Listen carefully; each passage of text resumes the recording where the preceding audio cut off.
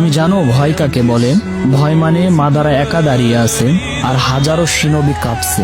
সে ছিল এমন এক মানুষ যার চেহারায় ছিল মৃত্যুর ছাপ, কিন্তু হৃদয়ে ছিল শান্তির নকশা। কিন্তু সেই শান্তি ছিল ভয়ঙ্কর।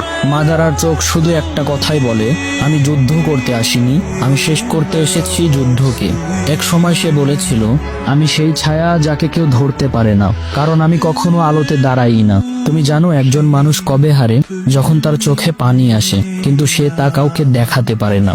মাদারা হেরেছিল না শক্তিতে না, সে হেরে গিয়েছিল ভালোবাসার কাছে। মাদারা শেষ নিঃশ্বাসে স্বীকার করেছিল, তোমরাই ঠিক ছিলে। আমি শুধু চেয়েছিলাম এমন এক জগৎ তৈরি করতে যেখানে আমার ছোট ভাইগুলো মরবে না, তারা আবার হাসবে। কিন্তু আমি ভুল পথ বেছে নিয়েছিলাম। মাদারা উচিহা আমাদেরকে শিখিয়ে যায়, পৃথিবীতে সবচেয়ে বিপজ্জনক মানুষ সেই ব্যক্তি যে কাঁদে না, শুধু ভাবতে থাকে।